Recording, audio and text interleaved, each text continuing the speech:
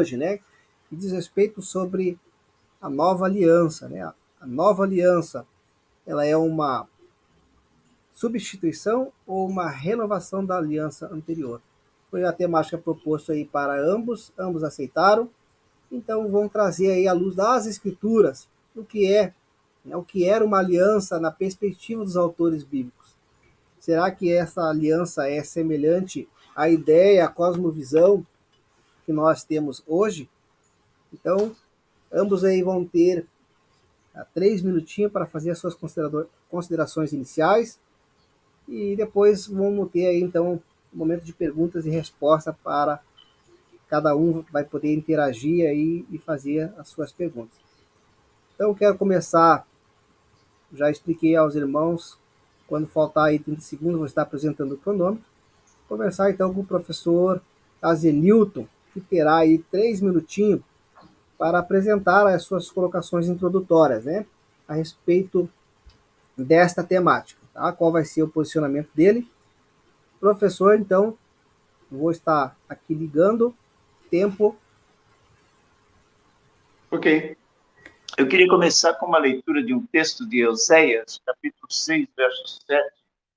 Diz assim: mas eles, ou seja, o povo de Israel, né, eles transgrediram a aliança como Adão. Eles se portaram aleivosamente contra mim. É interessante, né, que Deus fala de Adão tendo violado a aliança. Ele fez uma aliança com Adão. Então, isso eu creio que dá uma ideia de que é uma aliança só, no fundo, né? Então, a gente fala em velha aliança, nova aliança, mas, no fundo, é a aliança de Deus com os homens, visando a salvação. Tanto que nós vemos que os apóstolos de Cristo, ou Paulo especialmente, quando ele fala em aliança, né, ele termina citando aquela que Deus estabeleceu com Israel, mas aplicando à igreja. Se nós compararmos Hebreus 8, 6 a 10, que, aliás, é uma reprodução de Jeremias 31, 31 e 33, que é também repetido no seu núcleo, né, em Hebreus 10, 16, essa é a nova aliança que faço com a casa de Israel e com a casa de Judá. Porém, isso se aplica à igreja. É claramente, quando a gente lê Hebreus 10, 16, todo o contexto, ali a casa de Israel e a casa de Judá termina sendo o povo de Deus, a igreja. Então, com esses, Deus fez aliança, cuja promessa não é de abolição da lei, e sim da escrita da lei nos corações e mentes dos que aceitam o plano de salvação, ou seja, a aliança divina estabelecida desde o princípio lá com Adão, que é a mensagem de salvação, porque Adão caiu em pecado, Deus, por justiça, tinha que eliminar o casal, quem sabe começar tudo de novo com um novo casal, para ver se seriam aprovados no teste, né? Mas Deus, ele não é só justiça, ele é amor. E como ele é amor, por justiça ele teria que eliminar, porque o salário do pecado é a morte. Mas o amor fez com que ele oferecesse uma saída para o mundo. E aí nós temos uma revelação da graça divina. É a primeira pregação do evangelho, o proto-evangelho, Deus mesmo que pregou, né? Ok, 30 segundos, né? Então, é isso aí. Deus mostrou que tem uma saída, que é aquele que viria ferir a cabeça da serpente, até que será esmagada. Romanos 16, 20. Ok?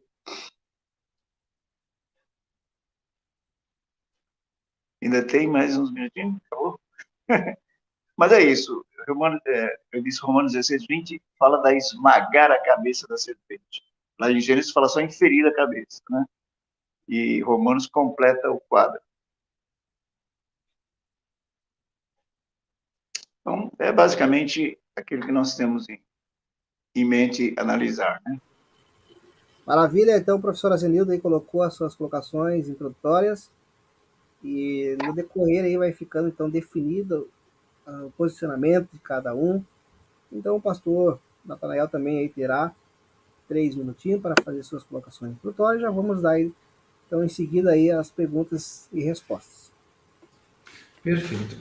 Assim como o professor Azenilton ele fez a sua colocação, eu também quero fazer a leitura de um texto e, com isso, dizer que eu penso da mesma forma que o pastor, que o professor, né? Até o boneco que o professor está usando, ele denuncia bastante, né? Essa admiração que se tem pelo povo de Israel, o povo escolhido, e também ao qual se somou a igreja.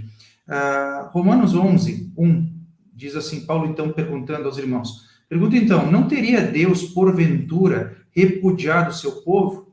E ele é bem categórico em dizer, né, de modo algum, e de modo algum, né, esse povo não foi repudiado. O que eu estou querendo dizer com esta frase? Essa cronologia, ou essa sequência, este estudo, né, esta linha de interpretação, como fez o professor Azenilton, ele não permite, ou ele não é salutar, no sentido de que as pessoas possam fazer uma divisão entre a aliança antiga e a nova aliança, porque se nós tivermos que pensar dessa forma em antiga e nova, nós temos que colocar algumas pessoas dentro de uma caixa e colocar as outras em outra. Eu tenho que colocar o povo de Israel na velha, aí a igreja na nova, então parece que eu tenho dois céus, eu tenho dois deuses, eu tenho dois caminhos diferentes, quando na verdade, como o professor falou, o plano é apenas um, é a salvação. Como eu olho, como eu enxergo para essa situação, para essa pergunta colocada? Eu não vejo que a vinda de Jesus ela veio para anular a antiga lei. Também não vejo que a nova aliança ela neutralize a lei. E como eu enxergo isso? Eu enxergo que o plano e a vinda de Jesus eles representam uma potencialização daquela aliança que foi estabelecida desde o início dos tempos. Potencializado em que sentido? Nós temos um povo escolhido lá no início. Nós temos um povo que Deus escolheu para poder se manifestar, para poder mostrar sua justiça no primeiro lugar. E quando nós vemos a vinda de Jesus Cristo, nas palavras de Paulo, a nova aliança, quando ele traz esse conceito, é para ampliar e dizer, olha, não só os judeus, mas não só os hebreus, mas também toda a igreja, todo aquele que receber essa palavra, vai estar incluído dentro desta aliança que é uma só, aliança que o próprio Deus fez, por meio do sangue de Cristo, de salvar todo aquele que nele cresce. Então, estamos no mesmo caminho, queremos da mesma forma. Não vejo que tem velha nem nova. Nós temos a continuidade de uma aliança que foi potencializada e ampliada. Muito obrigado, Juliano. Muito bem, meus queridos. Então aí foram as colocações do pastor Natanael. E vai surpreender, pelo que eu percebi, vai surpreender a todos aí com as suas colocações. Muito bom. Eu acredito que, pelo que o pastor Natanael tem colocado, vai haver mais convergência do que divergência, né? A Deus seja a honra, a Deus seja a glória. E aí, meus queridos irmãos, o que as Escrituras têm a nos dizer sobre isso? De nova aliança, de velha aliança, é uma substituição da anterior, é uma renovação? Qual era a perspectiva dos autores bíblicos com relação a isso? É o que ambos vão fazer agora, um com o outro. Professor, vamos começar com o professor pastor Natanael. Ele vai ter então 1 minuto e 30 para fazer a sua primeira pergunta ao professor Azenilton, que terá aí 3 minutos para responder. Perfeito.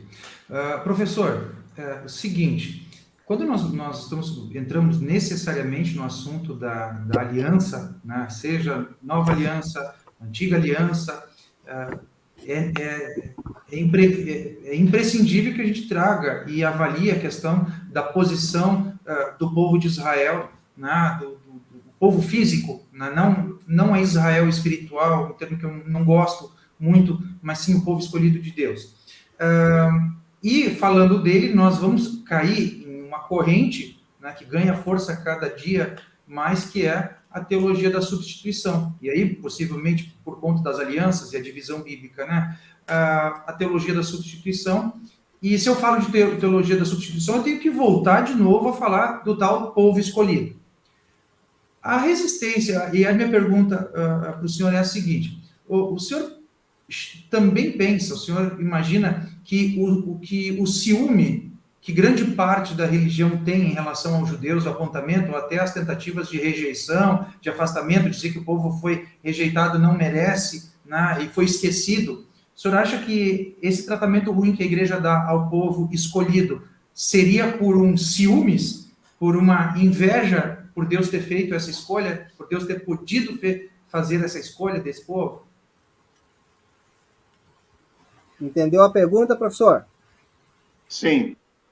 O senhor terá aí, então, 3 minutos para fazer a sua resposta e depois o pastor Natanael terá os mesmos 3 para fazer uma réplica, caso ele queira. 3 minutos na tela. Ok, então, não, eu não creio na substituição, né, na ideia de substituição, chamada teologia da substituição. Eu prefiro dizer que é a teologia da expansão. Israel é o tronco básico e nós fomos enxertados, né, nesse tronco original do povo escolhido. Agora, há uma reflexão que eu gosto de fazer. Israel foi escolhido por quê? Só para ter privilégios? Não, eu creio que Israel não foi escolhido só para privilégios. Israel foi escolhido com uma missão. Qual é a missão de Israel? Vós sois minhas testemunhas. Nós lemos lá em Isaías 43, 10, né? E depois em 49, 6 diz assim, até os confins da terra. Então Deus escolheu Israel e colocou numa posição estratégica, até hoje, né? Quando a gente examina o mapa onde fica a nação de Israel, a gente vê que fica numa encruzilhada de 3 continentes, Europa, Ásia e África, né? Então, ali era um ponto realmente onde Israel ia ser luz dos gentios, ou seja, poderia ter sido. E ali eu creio que cruzavam as caravanas, né? E aqueles indivíduos que, digamos, iam do Egito para a Turquia, ou a região, naquele tempo tinha outro nome, mas, enfim, cruzavam a terra de Israel. Era uma chance que eles tinham de ver um território sem idolatria, sem ídolos, um povo mais saudável, um povo de fé, né, no Criador e tal. Este povo iria ser influenciado, iria ficar impressionado, mas que povo é esse? Né? Isso é bíblico, né? As pessoas iam perguntar ao judeu, mas quem é o seu Deus? Por que vocês são tão diferentes? Né? Esse era o ideal divino. Agora, Israel capengou um bocado, né? E não deu esse testemunho. Em vez de ensinar as nações o verdadeiro Deus, foi aprender como adorar o pau e a pedra, né? Com essas nações. Então, houve essa falha lamentável. O povo que devia ser testemunhas do Senhor, terminaram falhando no seu testemunho. E isso é uma lição para nós hoje, que nós cumprimos a mesma missão, né? Temos o mesmo propósito de ser testemunhas do Senhor. Ok? Então, o meu pensamento, como eu disse, é esse, que nós somos enxertados, como diz Romanos 11, né? Porque Romanos 2, 28, 29 diz assim, o judeu não é aquele que é exteriormente, o judeu é aquele que tem o coração e não o prepúcio eliminado, mas a circuncisão do coração. É uma metáfora que Paulo faz, né? Dessa circuncisão do coração, que é a necessidade do povo de Deus. Muito bem, então aí foram os 3 minutinhos utilizados pelo professor Azenilton para responder, então, as colocações, a pergunta, melhor dizendo, do pastor Natanael, a qual terá 3 minutos, caso ele queira utilizar, para fazer uma réplica, caso ele queira. Eu simplesmente me apaixonei, né, pelas palavras do professor, e pela primeira vez eu ouço essa expressão e ela acalma meu coração, é a teologia da expansão. Eu não consigo enxergar para a palavra de outra forma, eu não consigo enxergar para o evangelho que não seja realmente esse esforço de expandir essa aliança. As palavras de Jesus, quando ele vai enfrentando principalmente os religiosos, vai conversando com o povo, ele vem exatamente para mostrar desde o início, né, que a intenção dele é essa. Ele não veio para separar, ele veio para unir, ele não veio para desfazer a lei que é tão cara, que é tão especial para o povo judeu, mas veio cumprir. Então, em todos os momentos, ele veio dizer que ele veio agregar, ele veio agrupar e aumentar esse reino. Veja que quando Jesus está falando está conversando com o povo e falando as instruções, diz, olha, foi dito para vocês que aquele que matar o seu irmão, ele vai ser morto, mas eu digo, e aqui a teologia da expansão fazendo sentido, ele diz, não é só isso, mas aquela pessoa que já tiver pensamento de morte, a pessoa que já pensar mal, que desejar o mal do seu irmão, ela é digna do mesmo julgamento. Então, o que Cristo vem fazer, ele vem expandir e muito a vontade de Deus, a intenção de Deus, fisicamente aqui, de alcançar as pessoas, de não tratar ninguém de forma separada, dizendo que um pequeno pecado, aos nossos olhos, é uma ofensa igual a Deus. Então, nós seguimos nesse caminho, olhando para esse povo escolhido e aceitando a mensagem, nós também acabamos sendo enxertados. E só para terminar a minha consideração, meu comentário aqui, é que o mais interessante das pessoas, aquelas pessoas que invejam Israel, professor, o que na verdade elas estão invejando, o que elas estão querendo é a riqueza. Todo mundo quer saber como é que o judeu fica rico, o pessoal quer saber como é que vira banqueiro.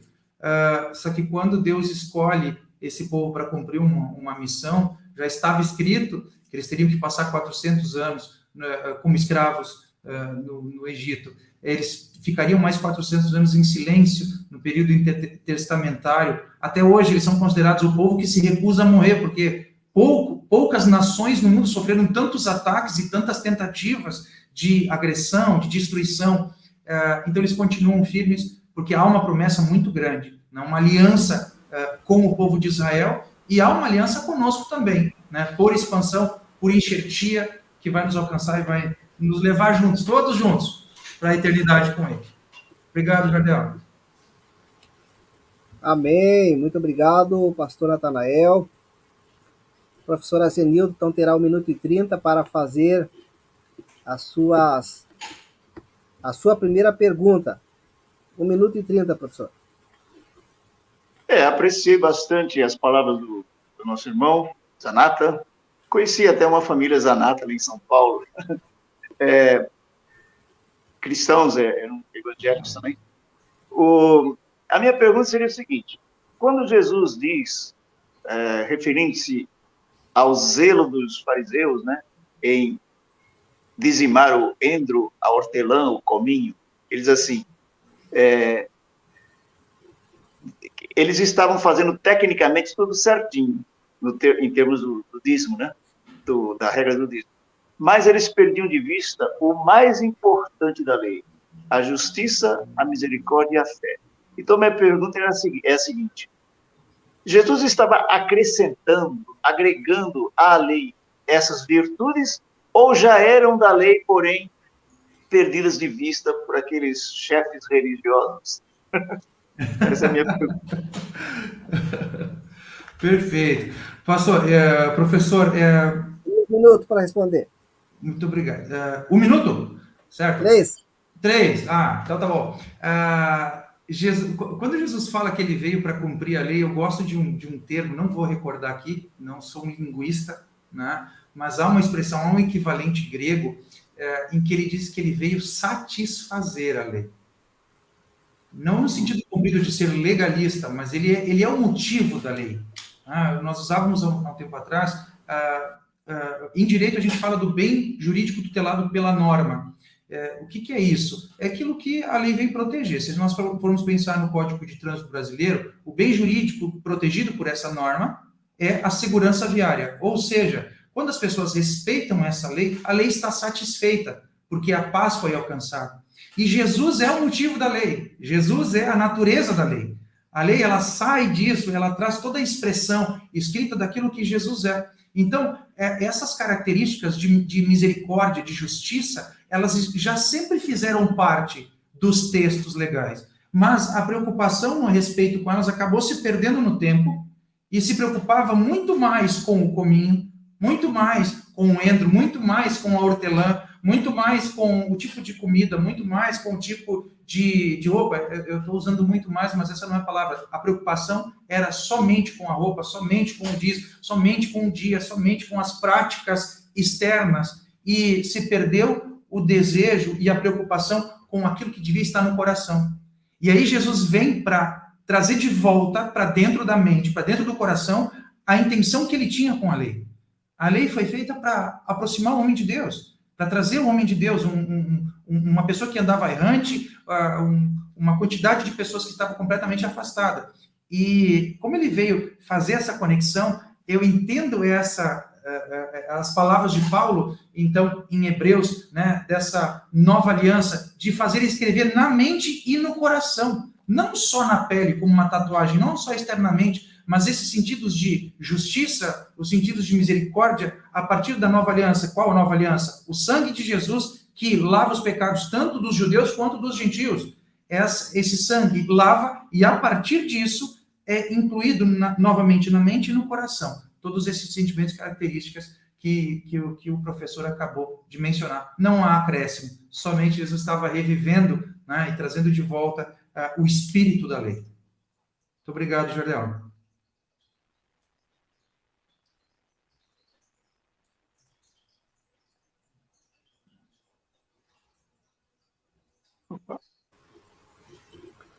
Não consigo ouvir, irmão.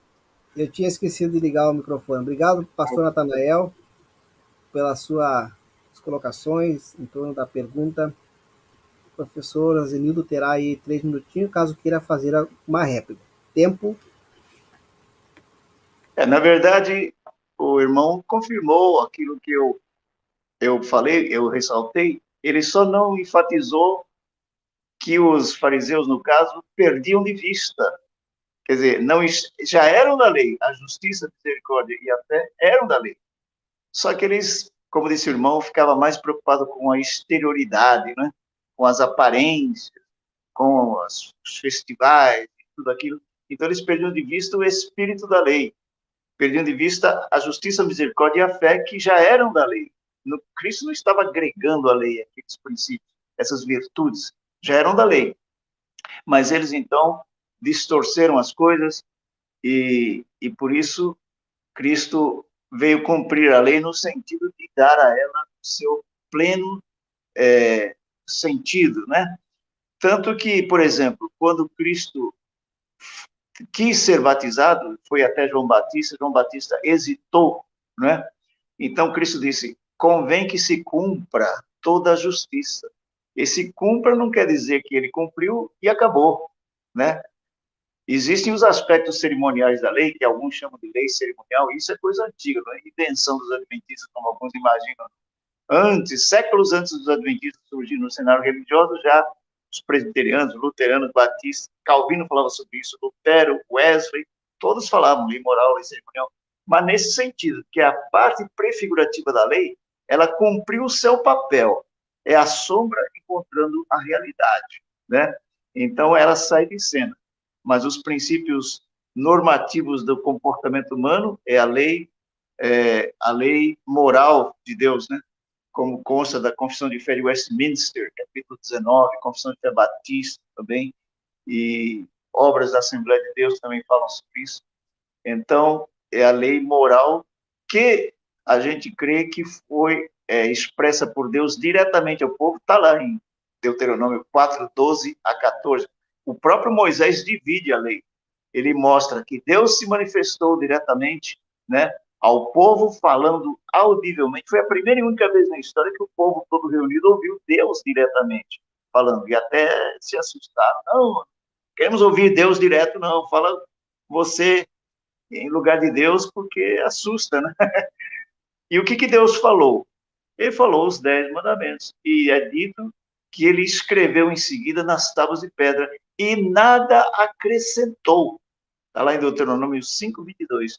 Ele falou e nada acrescentou. Daí escreveu nas tábuas de pedra. Então, essa lei registrada nas tábuas de pedra, agora, no Novo Testamento, devem estar registradas nas tábuas de carne do coração, na mente e no coração. É bom, né? Fechou, então, aí os 3 minutinhos utilizados pelo professor Azenildo para a sua réplica. Fechando com isso, então, o primeiro bloco aí de perguntas, respostas e réplicas aqui no canal Diálogo Aberto. Os irmãos estão percebendo que ambos estão convergindo aí na questão proposta a respeito né, da temática. O pastor Natanael mencionou a respeito ali do texto de Jeremias, se não me falha a memória. O professor Azenildo também fez menção, e há um texto que fala assim em Êxodo 24:8: este é o sangue que sela a aliança que o Senhor fez com vocês quando deu todos esses mandamentos. Aí nós vamos ver Jesus, né, no Novo Testamento falando, né? Este é o sangue da nova aliança. Então a gente vê aí um paralelo muito interessante, né, entre os escritos de Êxodo e a fala de Jesus.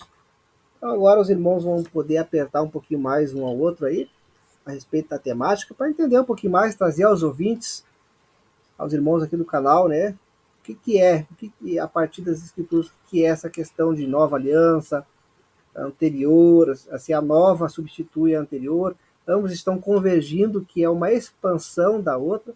Então aí o pastor Natanael terá a oportunidade de fazer a sua segunda pergunta. Deixa eu colocar aqui o cronômetro, então terá 1 minuto e 30 para fazer a sua segunda pergunta. Perfeito.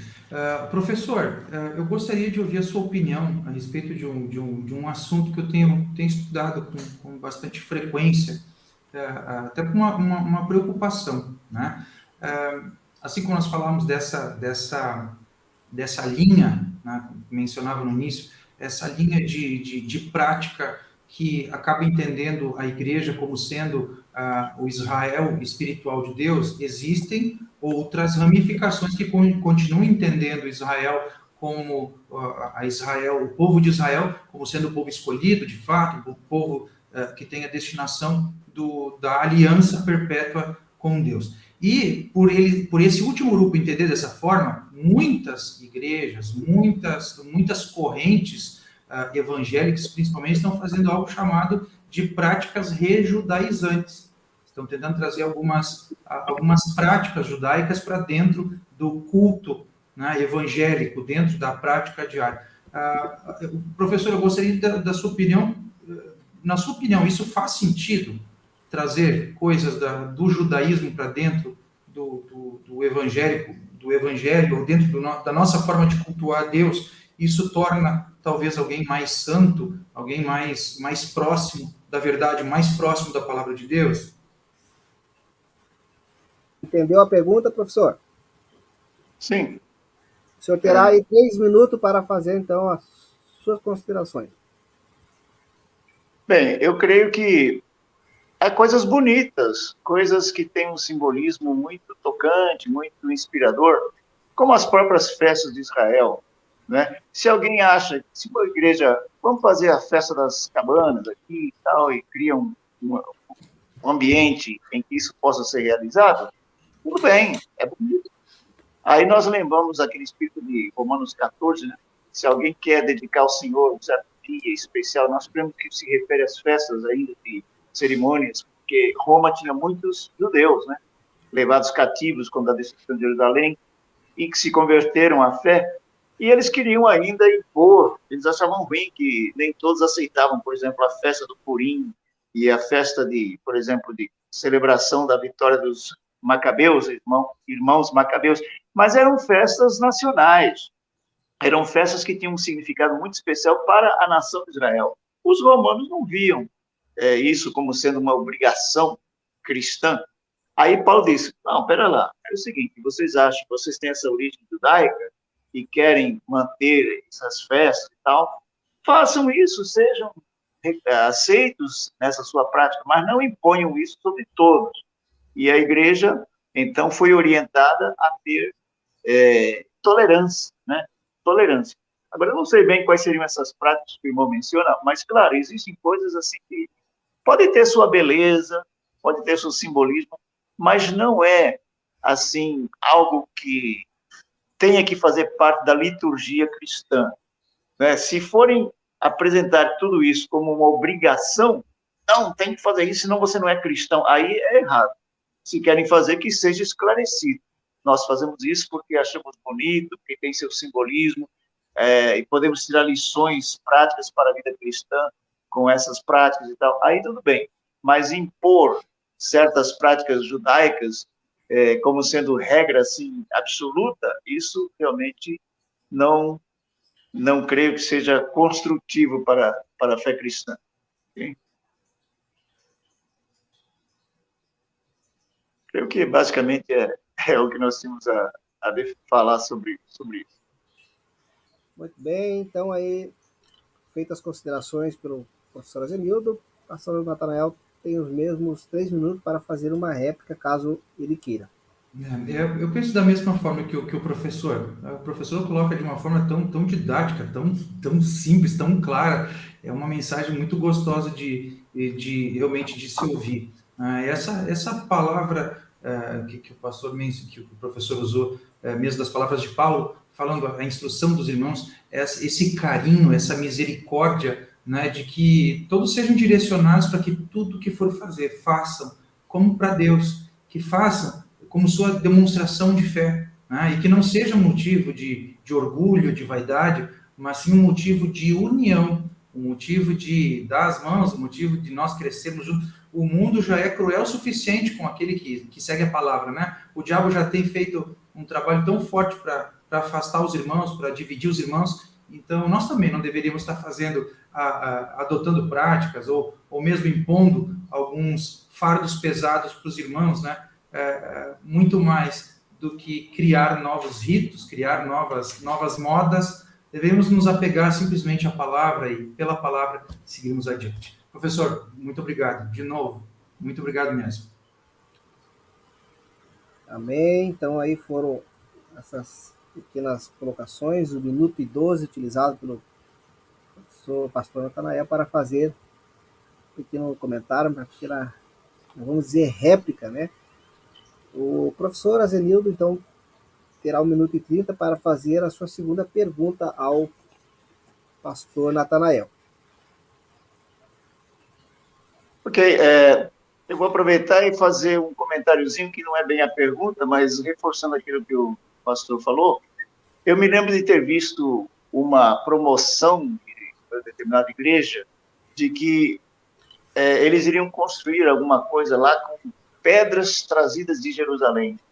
Então, o líder dizia assim, já pensaram que privilégio você orar e estar de joelhos sobre as pedras que trouxemos de Jerusalém? Eu pensei comigo, e para Deus faz alguma diferença você orar com seus joelhos sobre as pedras de Jerusalém ou sobre o seu chão, quem sabe, são de terra batida ao lado da sua cama? Para Deus faz diferença? Eu tive o privilégio de orar onde Jesus orou. Na minha viagem a Israel em 2014, né? Nós fomos visitar o horto do Getsemane. Aí o nosso dirigente, que é o pastor Luiz Saião, que é bem conhecido no meio evangélico, ele era o nosso instrutor. Foi realmente um grande privilégio estar convivendo com ele aqueles dias e aprendendo dele. Tremendo especialista em arqueologia, história antiga. Foram aulas magníficas que me fizeram recordar as aulas teológicas. Então, ele disse, vocês têm 15 minutos aí, orem à vontade. Então, cada um foi para o seu cantinho. Foi um momento muito bonito, muito especial ali que nós oramos. Mas será que aquela oração diante de Deus tem mais peso do que as outras orações? Claro que não, né? Então, esse simbolismo, tal, aqui não tem o seu valor simbólico, mas não é uma coisa que haja virtude especial naquele território porque Jesus orou ali. Não é assim. Qual é a pergunta, professor?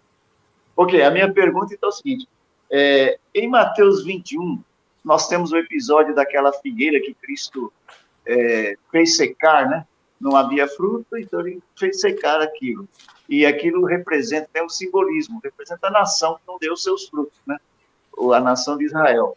Mas depois temos aqui no verso 43, Jesus dizendo assim, portanto vos digo que o reino de Deus vos será tirado e será entregue a um povo que lhe produza os respectivos frutos.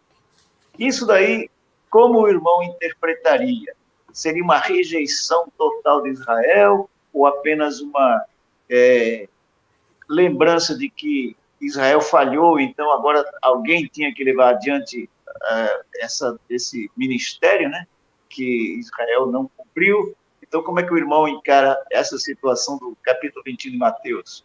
Perfeito. Eu encaro, professor Azenilton, na segunda linha de interpretação, na segunda parte da sua pergunta, é que eu entendo. Né? Isso aqui é uma representação a Israel. Né? Ele veio para os seus, mas os seus não o rejeitaram. Deus nunca rejeitou Israel. Deus nunca rejeitou, nunca entregou, apesar de toda a dor, apesar de toda a tristeza que esse flerte com outros deuses, outras nações, foi muito frequente na história desse povo. Deus jamais o rejeitou. Mas o amor que ele sentiu fez com que ele pudesse ser rejeitado. O filho foi rejeitado, a palavra foi rejeitada. Então, esse episódio, esta passagem, de acordo com todo o contexto da palavra e tudo aquilo que nós vemos na sequência, é apenas um lembrete ao povo de Israel de que essa missão de ser testemunha, essa missão de ser um povo escolhido, essa missão de testemunhar para as nações qual é o fruto da fidelidade com Deus, é uma lembrança desta falha, dizendo, olha, vai vir alguém, vem um povo, vem pessoas que vão fazer serviço e vão frutificar naquilo que vocês deveriam ter frutificado. Mas em nenhum momento eu tiro daqui, eu encaro aqui que Jesus tenha terminado um plano, ele tenha encerrado um plano, ele tenha dito, olha, vocês são malditos, vocês estão excluídos, vocês estão afastados. Não, ele apenas incluiu pessoas que passam a frutificar. E vai existir, vai acontecer um momento em que todo o povo judeu, ele vai, com certeza, olhar para Jesus não somente como um filho de José, né? Um filho de José, um descendente de José, que ele é um simples judeu. Porque até isso hoje já é inegável, que Jesus existiu, para nós sempre foi, mas para o povo de Israel, Israel em si, eles se fazem uma força muito grande para dizer que Jesus não existiu, mas historicamente ele existiu também, é provado. Mas vai chegar um momento em que por esta graça, esses frutos que os gentios estão dando, esse povo também, ele vai enxergar Jesus como filho de Davi. Ele vai reconhecer Jesus como sendo o Messias, sendo o enviado de Deus, definitivamente o Salvador de todos. Muito obrigado, Jardel. Suficiente com o tempo. Maravilha. Professor Azenildo, se quiser fazer um comentário, uma réplica, tem 3 minutos. Sim, Deus não rejeitou, claro, a sua nação, mas a missão agora ela é ser, digamos assim, o evangelho levado por aqueles que se uniram à comunidade de Israel, como nós lemos em Efésios 2:11 e diante, né? Eles estavam afastados dessa comunidade e em Cristo eles foram aproximados e não só aproximados, mas incluídos, né? Embutidos dentro do Israel fundamental de Deus, o povo escolhido de Deus.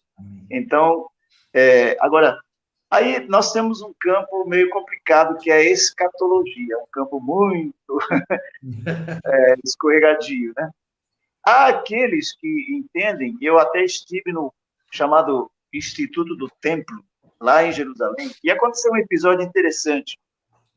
Quem estava traduzindo, fomos assistir uma palestra de uma jovem que falava em hebraico, e o Miguel, que era um uruguaio que estava nos acompanhando, ele era o tradutor, ele era um uruguaio judeu brasileiro, né? Nossa. E então ele ia traduzindo para o portunhol, né? Mas aí, em certo ponto, o telefone dele chamou, aí ele foi atender, e ficou demorando, aí a jovem virou para mim, como eu tinha feito umas perguntas assim durante a palestra, falou, você sabe inglês, você traduz para mim, eu vou falar inglês agora. Tá bom. Aí ela terminou falando em inglês, e eu fui traduzindo. E foi justamente no momento em que ela disse, já temos coisas manufaturadas do novo templo, a reconstrução do templo. E eles trouxeram lá umas coisas pesadas, ela até pediu para homens fortes carregarem, né? E havia lá uns ornamentos e um garfo grande lá para puxar carne do sacrifício, e coisas assim, né? Então, existe, parece que uma divisão no meio do pensamento teológico, escatológico, né? Sobre se vai haver uma reconstrução ou não do templo, né? Então, fica essa dúvida. Até eu lembro que o pastor Luiz Saião comentou assim, vocês que creem na reconstrução do terceiro templo, né? Então, eu notei que havia os que criam e os que não criam. E então eu estava lá naquele lugar, eu traduzi as ideias da jovem, e eu não concordo com o que ela disse, mas para transmitir a informação e as ideias, eu fiz a tradução bem real, exatamente do que foi dito. Por quê? Eu penso o seguinte, como é que Israel, o irmão falou que os judeus, no final, como um todo, vai aceitar, mas qual seria o mecanismo que levaria a isso? Se disser, não, é porque Deus vai dar o seu espírito de uma forma especial, multiplicada, né? Mas espera aí, então Deus está sendo injusto com os demais que não tiveram esse privilégio, as demais gerações não foram assim beneficiadas? Como é que o irmão vê isso? Pastor, Muito bacana. Aí fechamos então aí o nosso segundo bloco, perguntas, respostas e réplicas aí por parte dos nossos debatedores. Está sendo muito bom. Nós estamos encaminhando aí para o bloco final, então. Eu vou reduzir agora o tempo da réplica e depois eu vou acrescentar um pouquinho para as considerações finais de cada um, então. De acordo com a perspectiva dos autores bíblicos, os irmãos estão percebendo aí, os irmãos que estão acompanhando, que vão acompanhar depois essa programação, esse debate, estão percebendo que está havendo uma convergência entre os debatedores, né? Ambos acreditam, à luz das escrituras, que a Brit Hadashah, né, conforme diz assim as escrituras sagradas, eu tenho aqui nas minhas mãos o texto grego, né, que foi utilizado, onde está ali, né, Kurios kai suntelou kainos diateke. Kainos quer dizer a nova diateke, né, que é a aliança. E no texto hebraico vai dizer a Brit Hadashah. E os irmãos estão aí convergindo, então, né, que Cristo, através do Espírito Santo, na inspiração aí aos autores, não está substituindo a anterior, mas está expandindo, né, a aliança anterior. E eu gostaria, então, aí de irmos para o terceiro bloco. Então, pastor Natanael, pode fazer a sua terceira e última pergunta ao professor Azenildo. Perfeito. Essa experiência que o professor teve, Deus também me deu graça de poder estar em Israel e visitar esse mesmo local em 2017. E o que acontece é uma experiência muito impactante estar neste lugar, né? A menorá já pronta, feita completamente de ouro maciço, as vestimentas do sumo sacerdote, todos os paramentos, né? E aqui, ainda que de uma forma torta, né, nós temos uma demonstração extrema de fé, né, no cumprimento de parte, ao menos a palavra do Antigo Testamento pelos judeus. Então, eles ainda não enxergam o terceiro templo, mas eles já estão se preparando para a vinda dele, né, para a construção dele, e aí com esse terceiro templo, a vinda do Messias, para eles a primeira e para nós a volta de Jesus. Professor Azenilton, a minha pergunta nesse sentido é, com toda essa experiência, com todos esses contatos, com todas essas visualizações, como é que o professor enxerga que se dará esse alcance, como é que se dará esse reconhecimento dos judeus a respeito da maestria, a respeito de Jesus Cristo ser o Messias nesse ponto final? O senhor terá 2 minutos para fazer as suas considerações. Eu creio que vai haver um reavivamento no final, que nós chamamos de chuva serôdia. Então, o mundo todo será alcançado com uma pregação diante, digamos, de opressões, situações que, infelizmente, ao longo da história, a gente tem visto que a igreja só cumpre o seu papel profético e missionário sob opressão, né? Quando está tudo em paz, quando está tudo acomodado, então a igreja se acomoda. Então, cremos que haverá uma situação de dificuldades, né? A Bíblia fala de perseguições no futuro, e vai haver muitas situações difíceis, e aí a igreja se desperta, receberá o Espírito Santo, e temos visto sinais, assim, impressionantes. Por exemplo, sabemos de sonhos entre muçulmanos. Nós estamos falando muito dos judeus, mas esquecemos também dos descendentes de Abraão, né, os primos dos judeus lá, que são dominados por ditaduras religiosas, né? Todo mundo sabe da tremenda intolerância que existe contra judeus e cristãos nas terras, né, muçulmanas, mas eu tenho ouvido falar em diferentes fontes, diferentes sites da internet, material impresso também, que muçulmanos estão se convertendo porque tiveram sonhos. Sonham com Jesus, sonham com, né, que eles devem se unir à igreja. Então é impressionante isso, porque é como eu disse, se esses não falarem, as pedras clamarão. Se as pedras vão clamar, os sonhos também vão anunciar. Então eu creio que vai haver um reavivamento e Israel será alcançado, né, por esse reavivamento. É assim que seria essa conversão maciça de judeus. Nós, adventistas, queremos que isso vai envolver a questão sábado e domingo. Então, nós queremos que os judeus vão se despertar para defender, junto conosco, o sábado, em vista de opressão em torno do domingo. E, olha, é só ler o documento papal, do Papa atual, Laudato Si, 3 minutos, fechou, todo o pastor. capítulo 6, acabou? Acabou. São 3 minutos, né? 2 Ou minutos. 2? 2 minutos? Então, esgotou o tempo. Muito bem.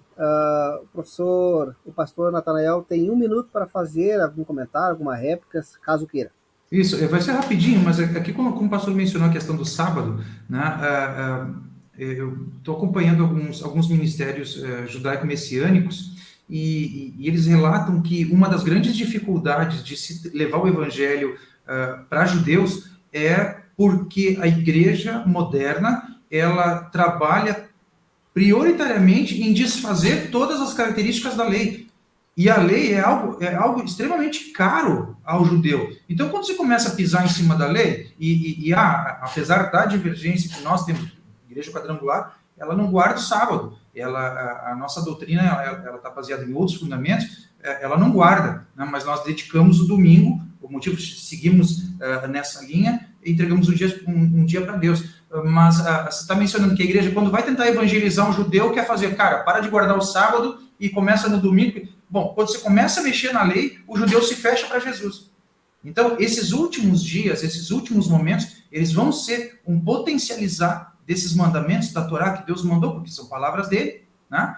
Vão potencializar, e aí sim, quando os judeus pararem de enxergar o Jesus montado pela religião e conseguirem encontrar nele um verdadeiro judeu, o judeu filho de Deus, o judeu Messias, esse povo vai dobrar o seu coração, ele vai ter a capacidade de aceitar, porque a liberdade de aceitação Deus vai continuar mantendo, né? Então aceita se quiser, mas a partir daí o judeu vai ter a capacidade de também crer que Jesus é o Messias. Muito obrigado. Obrigado, digo eu, pastor Natanael. O professor Azenildo, então, poderá fazer sua terceira e última pergunta ao pastor Natanael. Muito bem, então, nesse aspecto escatológico, o que às vezes me parece é que alguns creem que os judeus vão realmente reconstruir o templo, não sei como, porque isso causaria uma guerra mundial, porque os árabes jamais aceitariam, né, a construção do templo no território que eles advogam como deles, por tradição e tal. Então, reconstruiriam o templo e daí, praticando os sacrifícios, aí vão, de repente, despertar, o sentido desse sacrifício então é esse, é Jesus e tal. Parece uma coisa que não faz sentido, porque alguns dizem, não, mas Deus vai derramar o Espírito de uma maneira especial, né? Mas aí não seria injusto, irmão, ou discriminatório? Deus concede uma porção dobrada ou triplicada do Espírito para a última geração de judeus, então no dia do juízo, qualquer judeu vai dizer, o Senhor não pode nos julgar, nos condenar, porque o Senhor discriminou contra nós. O Senhor favoreceu só essa última geração, acabou? Que as anteriores não tiveram esse privilégio. Então é mais fácil para eles creram porque o Senhor deu o Espírito em porção dobrada, triplicada para essa última geração. Aí eles entenderam o sentido dos sacrifícios todos, né? Então isso a gente acha tanto incoerente. Como é que o irmão encara isso? Se é essa a sua posição, não sei. Uhum. A reconstrução do templo, Claro. pensando em toda essa reconstrução. Sim, professor, eu vou dizer uma posição pessoal, tá? Eu acredito, eu creio sim numa reconstrução do tempo e não tiro nenhum dos riscos e nenhum dos problemas, todos esses obstáculos que o irmão mencionou agora, que é considerar que Israel é muito engraçada a geografia, engraçada no sentido, é muito interessante notar que Israel está cercada por inimigos, todo Israel está cercado por inimigos, né? Os países todos eles querem destruir Israel. Aí você vê Israel servindo como um anel ao redor do monte do templo, que é de domínio muçulmano. Então, é uma briga de tensões ali. Então, hoje, humanamente, é impossível pensar que possa ocorrer a reconstrução do templo em cima, no lugar onde hoje nós temos uma mesquita. Eu vi há poucos dias atrás uma posição e aí não o judaísmo messiânico, mas o judaísmo ortodoxo. Existe uma linha do judaísmo ortodoxo que crê que o templo ele já está sendo construído no mundo espiritual e ele vai ser trazido ao mundo material por vontade de Deus. Então, eu estou só mencionando uma teoria, não estou dizendo que eu concordo com ela, mas para dizer que as pessoas estão vendo que o judeu ele anda nesse sentido, e eu creio que sim, haverá uma reconstrução física, e essa crença em Jesus, essa confiança, esse reconhecimento, ele não vem só por uma atitude injusta de Deus de derramar Espírito sobre todos eles, mas principalmente pela situação dos tempos finais em que o anticristo vai tentar sentar nesse trono, em que o anticristo possivelmente vai tentar fazer uso e controle deste templo sagrado, desse local especial em Jerusalém, e a partir daí se verá que a palavra está correta, que as profecias se cumpriram, Jesus era o Messias, e eles conseguem olhar para trás dessas últimas gerações de fato e de direito, reconhecendo aquilo que é desde a fundação do mundo. Muito bem, aí então fechamos, né, melhor dizendo, temos aí o professor Azenildo para fazer um minutinho de réplica, caso ele queira, a sua última réplica, e já vamos partir para as considerações finais. Um minuto de réplica, professor. 1 minuto? Ok, então, aí fica essa situação que o irmão disse que vai haver a reconstrução do templo. Agora, se o irmão estudar a história, verá que o anticristo é aquele que nós cremos, é aquele que a igreja sempre creu. Até que surgiram os dispensacionalistas e mudaram a tese sobre quem era o anticristo na visão dos reformadores. E é interessante que essa visão do anticristo, como aceita hoje pelas igrejas, quem levantou essa tese foi um jesuíta chamado Francisco Rivera, porque ele se sentia muito desconfortável em ver como as igrejas, como os reformadores falavam quem era o anticristo, né? Que era o seu grande líder. Então ele inventou assim uma teoria sobre um anticristo literal, queria sentar-se no templo literal. Nós cremos que a igreja perdeu de vista quem é o anticristo historicamente considerado pelo protestantismo, pela reforma, e com isso a coisa ficou bagunçada, ficou confusa, né?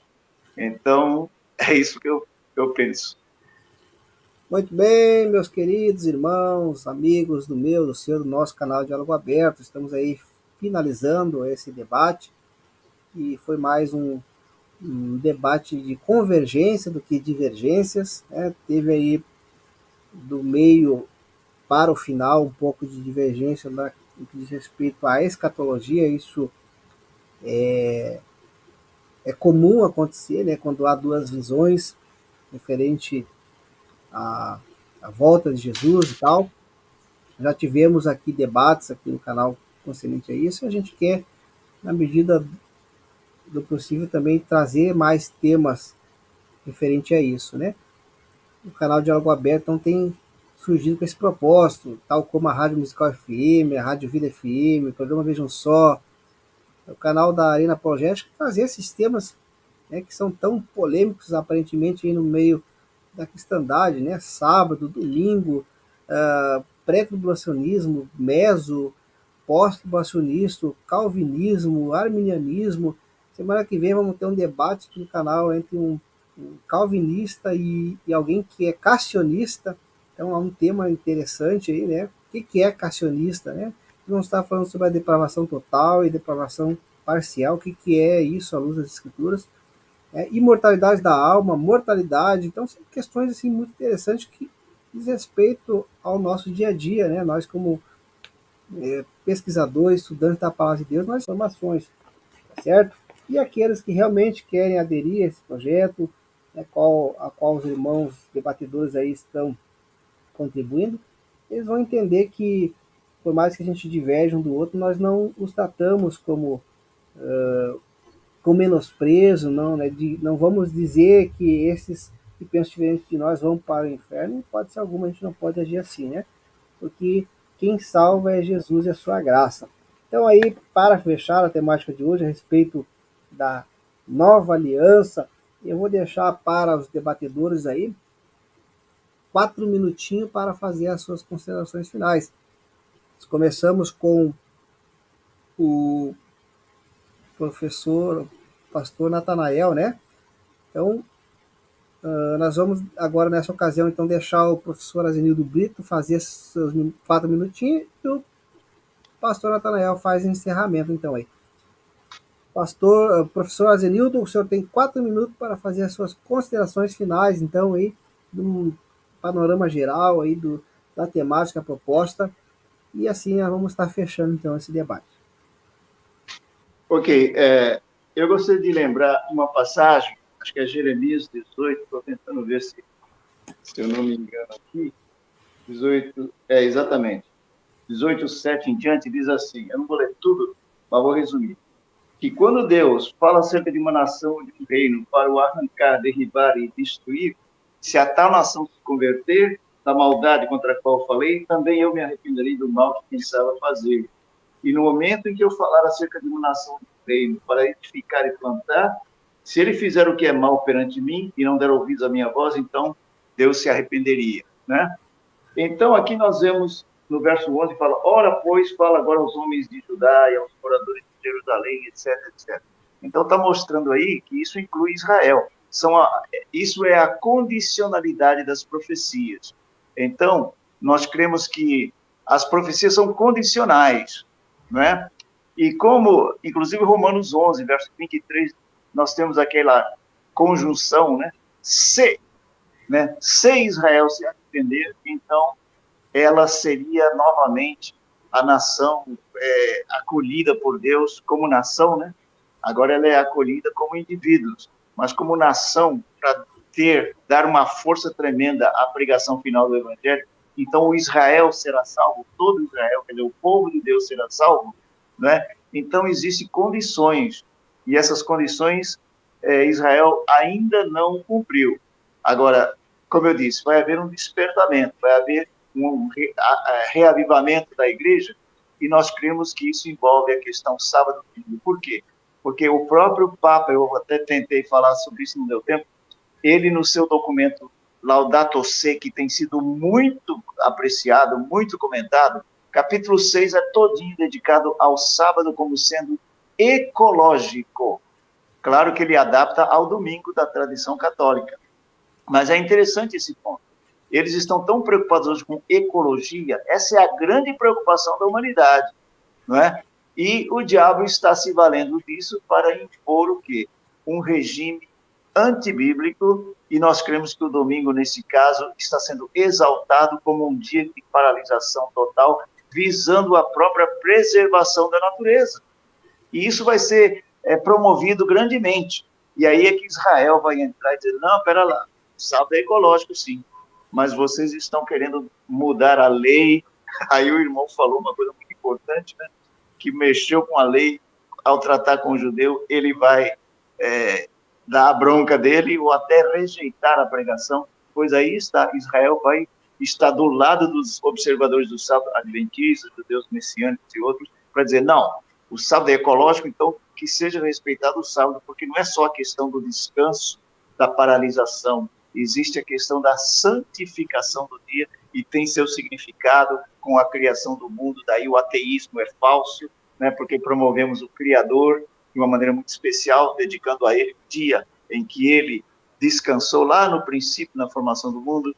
E então eu creio que o debate final vai ser entre genuína e falsa adoração. Se você ler Apocalipse 16, 17, 18, 13, também 14, então o conflito final é entre genuína versus falsa adoração. Entenderam? Então, cremos que aí vai entrar essa questão do sábado, e aí entra o judaísmo.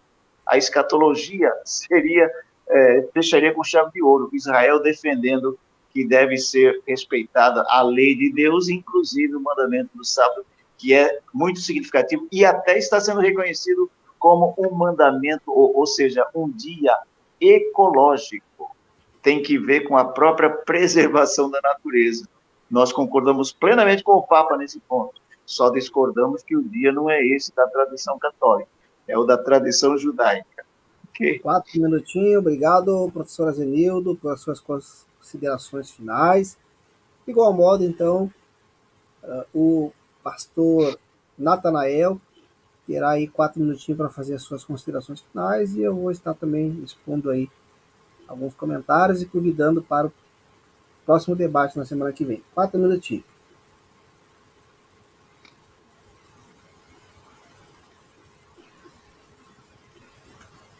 Deixei o som desligado aqui.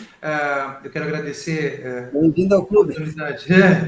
Foi mal. Eu quero deixar um versículo aqui também, que é o meu versículo de cabeceira. Esse é o meu versículo preferido, destacado em toda a palavra. É a oração de Simeão, Lucas 2, 29.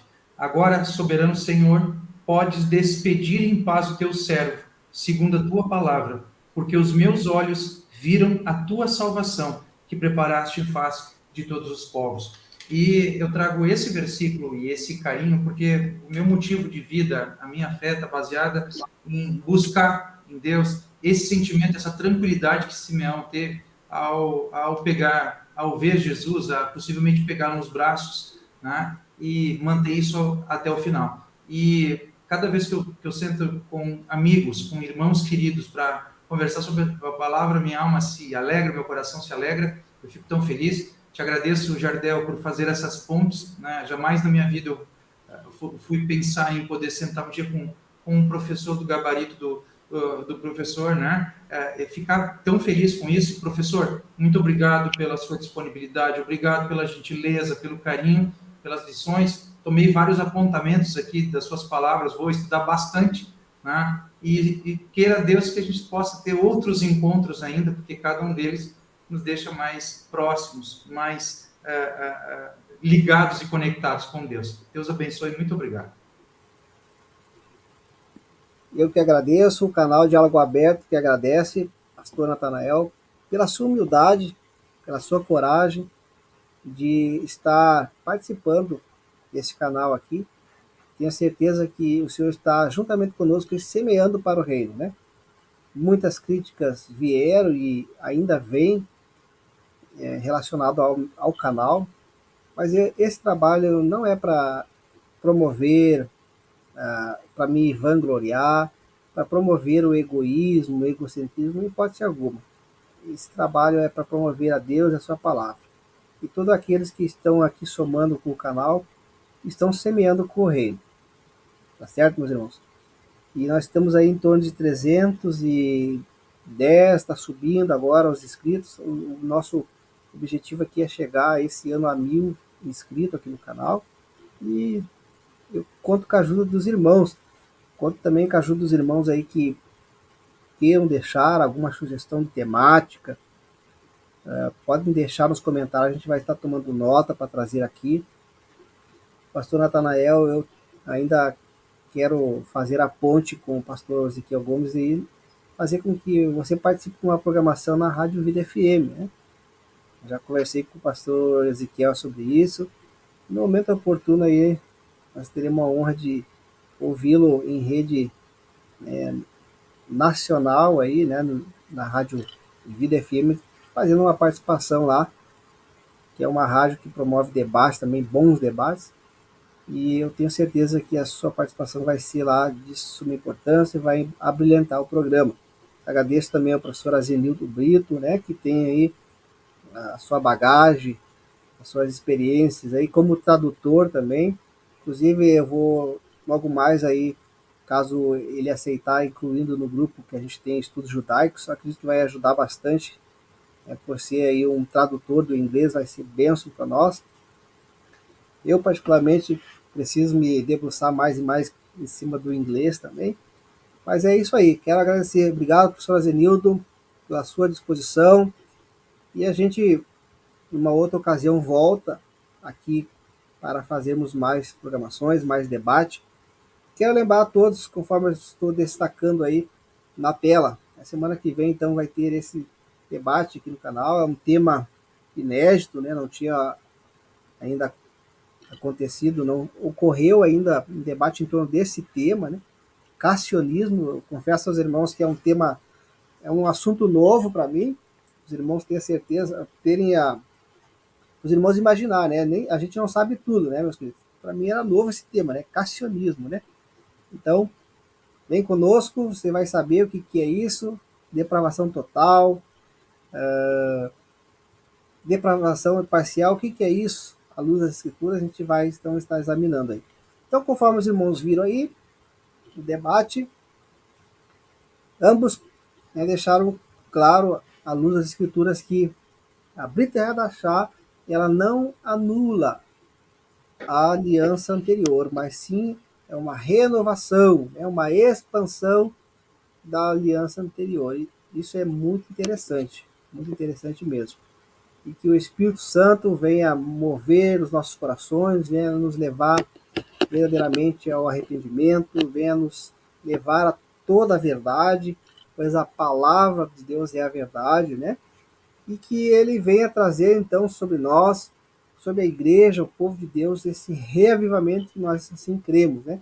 Eu acredito que o pastor Nathanael, que talvez numa perspectiva um pouco diferente da do professor Azenildo, mas todos creem que haverá um grande reavivamento antes da vinda de Cristo, né? E a gente pode então aí ser alvo desse reavivamento, dessa chuva serôdia, conforme muito bem destacou o professor Azenildo. Certo, meus irmãos? De coração, agradeço a todos que participaram aqui do chat ao vivo. Alguns comentários eu destaquei aqui na tela. Quando os irmãos forem fazer, façam com respeito, com educação. Agradeço a cada um que participou aqui do canal, tá? Que vai assistir essa live depois. Então a gente vai estar aqui encerrando, acompanhando aí vou deixar para os irmãos a vinheta de abertura, que vai ser a vinheta, e vou estar finalizando então esta programação, deixando então mais uma vez meu agradecimento ao pastor Nathanael e ao professor Azenildo Brito. Que Deus abençoe a vida de vocês, o ministério de vocês, a igreja a qual ambos fazem parte, os adventistas, sétimo dia, os irmãos da quadrangular, um beijo no coração, que nós possamos orar uns pelos outros, né? E a mensagem de Agostinho de Hipona, que eu sempre uso aqui no meu canal: nas coisas essenciais a unidade, nas não essenciais a liberdade, e em todas o amor. Um grande abraço a todos, até a próxima, querendo Deus.